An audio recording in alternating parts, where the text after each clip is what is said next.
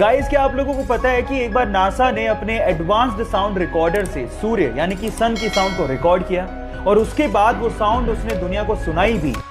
और ये बताया भी कि काफी हद तक सूर्य से आने वाली साउंड हमारे भारतीय वेद मंत्र ओम की साउंड से मैच करती है।